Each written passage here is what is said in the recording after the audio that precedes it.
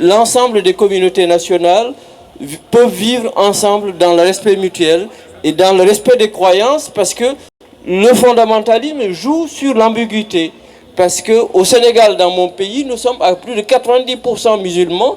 Ce n'est pas parce que les gens vivent tranquillement leurs croyances qu'ils doivent être envahis par des fondamentalistes religieux.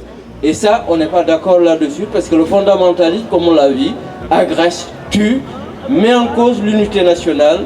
Et on doit réaffirmer la démocratie, on doit réaffirmer la République, on doit réaffirmer le vouloir vivre en commun. C'est ça qui fonde la démocratie, et c'est ça qui est aussi la justice au sein de la société africaine, et pour faire reculer l'obscurantisme qui est le terreau du fondamentalisme. Voilà, donc vive la République, vive la laïcité, et vive surtout la démocratie, parce qu'il y a beaucoup de gouvernements aussi qui sont là depuis 30 ans, 20 ans, qui prétendent lutter contre le fondamentalisme et qui accroît la difficulté à la difficulté. Voilà, merci beaucoup.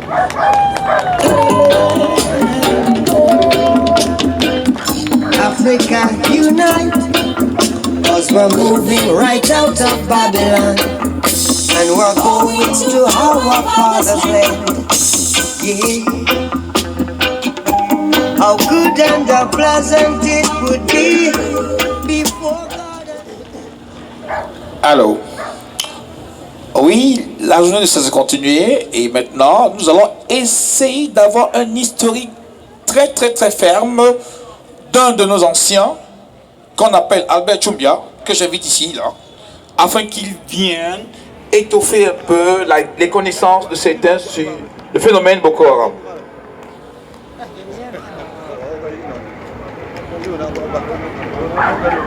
Merci infiniment, chers camarades. Je m'appelle Albert Choumbia, je suis responsable associatif. Je vais essayer de vous expliquer ce que c'est que Boko Haram et comment il est né. Boko, pour le langage du nord Nigeria, ça veut dire éducation.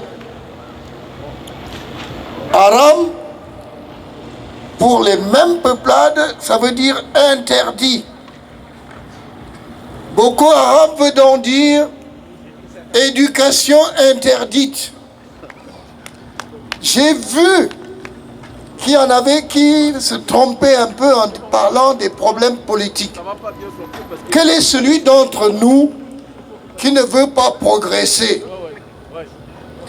Le gouvernement nigérian avait décidé l'éducation pour tous, c'est-à-dire pour tous les enfants de la Fédération du Nigeria.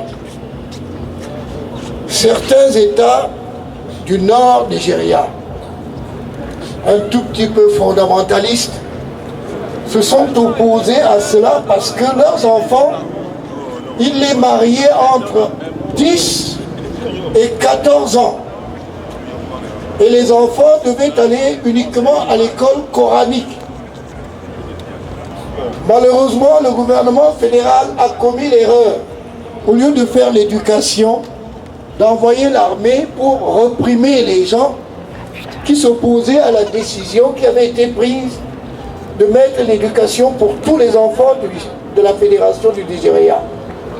C'est comme ça que, alors que le Nigeria, alors que le Boko Haram était un épiphénomène, au départ, la répression qui a suivi la prise de position d'un certain nombre de pontes qui ne voulaient pas envoyer leurs enfants à l'école occidentale a pris de l'ampleur.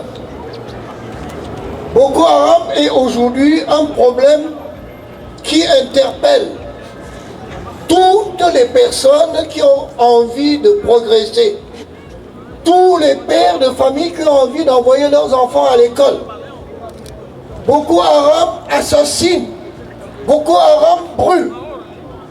Pas plus tard qu'il y a 2 ou 3 jours, Boko Haram a assassiné entre 4h et 10h du matin près de 400 villageois dans le village de Fotokol, au Cameroun.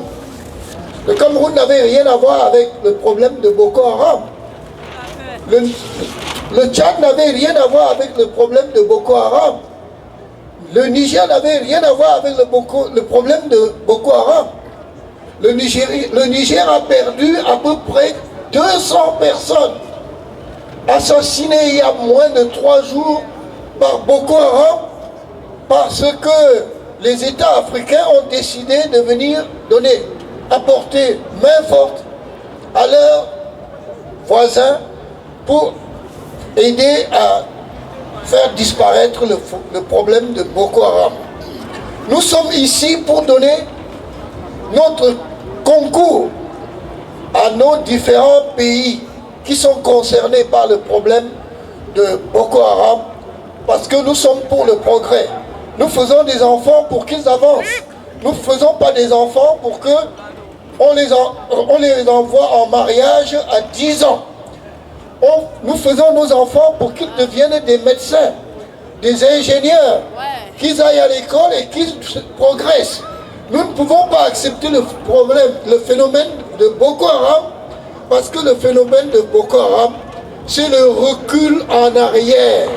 Et nous ne pouvons pas accepter le phénomène de recul en arrière. Ça ne concerne pas simplement l'Afrique, ça concerne le monde entier. Et je suis étonné que nos amis français soient moins nombreux, mais nous serons derrière eux. Lorsque on touche à la vie humaine, nous étions ici le 11, lorsqu'on a touché à la liberté d'expression. Nous voulons que nos amis français soient avec nous lorsqu'on touche au progrès, parce que ce sont eux aussi qui nous poussent pour que nous soyons sur la route du progrès. Merci infiniment.